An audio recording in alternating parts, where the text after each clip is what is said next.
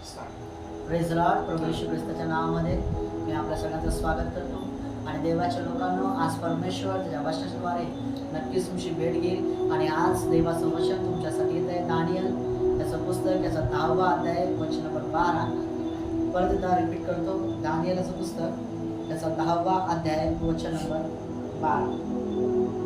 तो मला म्हणाला, दानियला भिवू नको, कारण ज्या दिवशी तू समज घेण्याचा व आपल्या देवापुढे नम्र होण्याचा निश्चय केला, त्याच दिवशी तुझे शब्द ऐकण्यात आले आणि त्या तुझ्या शब्दावरून मी आलो आहे. तो मला म्हणाला, दानियला भिवू नको, कारण ज्या दिवशी तू समज घेण्याचा व आपल्या देवापुढे नम्र होण्याचा निश्चय केला, त्याच दिवशी तुझे शब्द ऐकण्यात आले आणि तुझ्या शब्दावरून मी आलो आहे.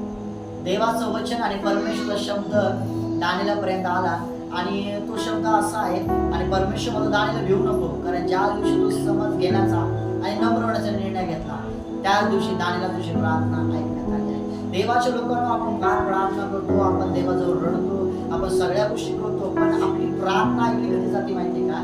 की ज्या वेळेस आपण देवाचा समज घेतो, कुठल्या मनुष्याचा नाही, देवाचा समज घेतो आणि नम्र होतो, त्याच आपली प्रार्थना ऐकण्यात येते. ही गोष्ट फार महत्वाची. की आपल्याला वाटतं, देवा तू माझी प्रार्थना कधी ऐकशील, तू माझी प्रार्थना कधी ऐकशील? तेव्हा जेव्हा आपण देवापुढे नम्र होतो. तेव्हा हन्ना आली, देवाच्या मंदिरात रडली, तिने अश्रू डाळे, देवापुढे नम्र झाली आणि देवाने तिची प्रार्थना ऐकली, देवाने तिला शब्द दिला. अब्राम परमेश्वर समोर नम्र झाला, परमेश्वरने अब्रामाला इस्साक दिला. मोशे परमेश्वर समोर नम्र झाला, परमेश्वरला काठी दिली, काठीच्या द्वारे त्याने समुद्र दुभागला.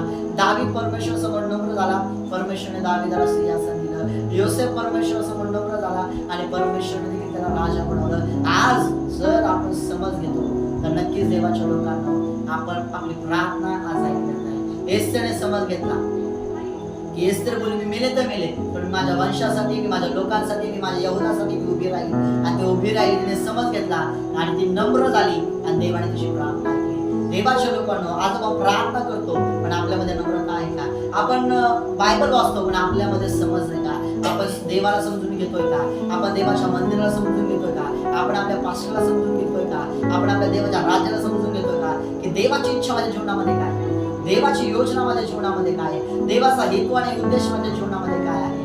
ही गोष्ट आपण आपल्या जीवनामध्ये समजून घेणं फार गरजेचं आहे. आणि तेव्हा आपली प्रार्थना ऐकण्यात येईल. समज घेणं आणि नम्र होणं, या दोन गोष्टी अशा आहेत देवाच्या लोकांना. ज्या व्यक्तीमध्ये या दोन गोष्टी आहेत, परमेश्वर त्या व्यक्तीच्या प्रार्थना ऐकतो, परमेश्वर त्या व्यक्तीची विनवणी ऐकतो. आणि नक्कीच देवाच्या लोकांना या भाषणाच्याद्वारे मला विश्वास आहे, परमेश्वरची भेट घेईल आणि समज आणि नम्रता या दोन्ही गोष्टी परमेश्वर तुमच्यामध्ये टाकेल. कारण या गोष्टी आहेत ज्या आपल्याला देवामध्ये वाढवतात आणि आपल्या प्रार्थना देवाने ऐकण्यासाठी देवाला प्रोत्साहित करतात. आणि ही गोष्ट फार महत्वाची. जितक्यांदा आपण नम्र होऊ, जेवढं आपण नम्र होऊ, तेवढं परमेश्वर आपल्याला उंच करतो. जेवढं आपण परमेश्वरासमोर झुकू, आपले मान झुकू, आपण आपले गुडघे टेकू, आपण आपली नम्रता देवापुढे एकदम देवापुढे नम्र होऊ, त्यावेळेस देवाची पण आपल्या देव प्रार्थना ऐकतो. आणि हीच गोष्ट आपल्यासाठी फार महत्वाची. आणि म्हणून आपण परमेश्वराने, प्रभू मला तुला समजून घेण्याचं मन दे, प्रभू मला तुला समजून घेण्याचं हृदय दे. आणि परमेश्वर म्हणतो दावीदाविषयी, दावीद माझ्या मनासारखा आहे का? कारण दावीद होता जो परमेश्वर समजून घेतो. परमेश्वर मोशेला म्हणतो की भूतलावर मोशेसारखा नम्र कोणीच नाहीये. या दोन गोष्टी या दोन सेवकामध्ये होत्या, मोशे आणि दावीदामध्ये. दावीद हा देवाच्या मनासारखा होता आणि मोशे नम्र होता. आणि या दोन्ही गोष्टी आज आपल्यामध्ये असणं गरजेचं आहे, समज आणि नम्रता. आणि त्यावेळेस आपली प्रार्थना ऐकेल. आणि ज्या वेळेस आपली प्रार्थना देव ऐकेल, एक लक्षात घे, देवाच्या या ठिकाणी वचन सांगतं, त्याच दिवशी तुझे शब्द ऐकण्यात आले. त्याच दिवशी, त्याच्यानंतर नाही, त्याच दिवशी. जर आज तुम्हाला आज माझी देवाने प्रार्थना ऐकावी, तर आज आपल्या देवापुढे नम्र होण्याची गरज आहे. जर आज माझं जीवन बदललं जावं, तर आज नम्र होण्याची गरज आहे. आज माझी उन्नती व्हावी, तर आज आपल्याला नम्र होण्याची गरज आहे. आणि तुझ्या शब्दावरून मी आलोय, तुझ्या शब्दावरून मी आलोय. त्या ठिकाणी देवाचे आपले शब्द फार महत्वाचे आहे. आपल्या शब्दावरून परमेश्वर त्याचं सामर्थ्य.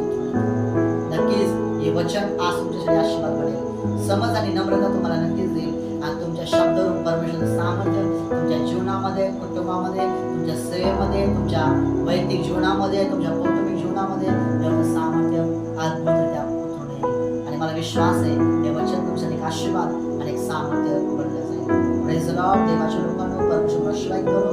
आणि देवाचं कार्य तुमच्या जीवनामध्ये महान निर्माण. Praise the Lord.